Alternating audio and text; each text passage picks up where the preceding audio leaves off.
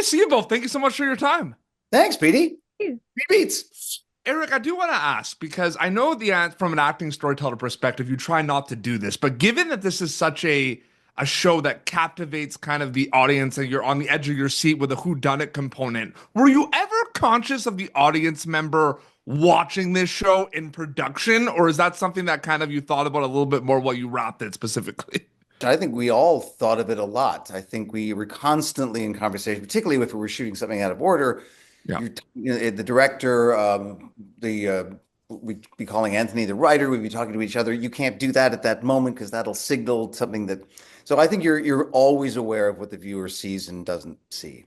That's a great guy. Sometimes I get that's like a 50-50 when I bring that up in junkets, because sometimes you get like, no, I'm not. I'm just like focusing on the script. So thank you for keeping that question alive. I appreciate it. That's a good question. I think it depends on the show as well. This is such a, such a chess puzzle that it is definitely part of the job to have that third eye, I think, on things. Absolutely. Yes. And, projects Lydia, to kind of add to that, maybe it's just because like I'm a filmmaker as well, that script to screen journey really interests me, right? So something like this where it has kind of the whodunit, but it's so kind of captivating aesthetically, right? Where everything like, what is that like for you from an acting perspective, kind of reading this and then seeing it kind of come to life on screen, so to speak, for you, Lydia? I'm curious about that. Because actually, because of the kind of the tightness of these plots, they really were alive on the page already. That was an experience reading them, And then it went luxe and it went to the jungle, and we had this amazing designer, Alessandro, and like, yeah, so it was really, it was already kind of maximalist and full, and then it just was a whole other thing, like seeing how they turned the studio into an incredible jungle that then came alive with its own species of fly that sort of, I think, originated during the shoot. We were all sort of actually getting like bitten by stuff, even though we were in a studio. It took on a life of its own. Oh, absolutely. Did you both get the scripts in advance for this, or was it a week-to-week thing? Like, was it like the audience where you were kind of not sure as well? No, we went in knowing Okay. the whole story we had to tell, which I think was really important. Okay. And people, it was interesting. Some actors chose to know less. They just chose to be as surprised as the character. And sometimes that's not always the case, though. Sometimes you don't know, right? Like week to week, like you're in shock with the audience. Yeah, I mean, it's one of those shows that, despite all of our efforts, if the audience isn't constantly sort of like, wait, what? Then we haven't done our jobs right. Absolutely.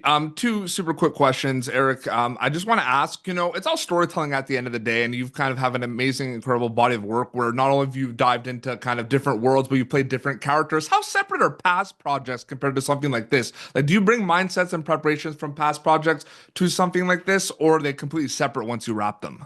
I think it's very separate. I don't, in fact, it's consciously separate. I'm aware that people might come to this knowing me from Will and Grace or something else. I don't want them to think that. I want within the first 5 minutes for them to have forgotten that altogether. So I'm consciously trying to be different. Absolutely. And Lydia, I find it interesting, right? Because the cast, and then you have, the writers and directors of this show, are the conversations that you're having with the, crew and the writers and directors, how similar or different are they to your conversations with your cast members, with Eric or with Peter? I'm just curious about that specifically. Well, there was a kind of a slight big brotherness to the experience because I only saw 4 scripts until quite late, until I was out in Gran Canaria. So my conversations with, for example, Anthony or Richard Burrell, the producer who we love, so, when we arrived, they were like, so what do you think? How's it going to end? And so they were kind of playing a little game with me. And so there was a slight sort of parent-child sort of dynamic, like, is it this? Is it that? Which was a fun way to kind of get to know my colleagues. And then, with the cast, well, actors, we bond, we're a tribe. As soon as we, had our first Campari, what were we? Yeah, absolutely. Well, I can't wait for people to see Nine Bodies in a Mexican Morgue on MGM Plus. It was an honor and privilege to speak with both of you. Thank you so much for your time. Thank you, Pete Beats. Thanks. Thank you for tuning in to Popternative. Make sure to check out our past episodes of Popternative on YouTube.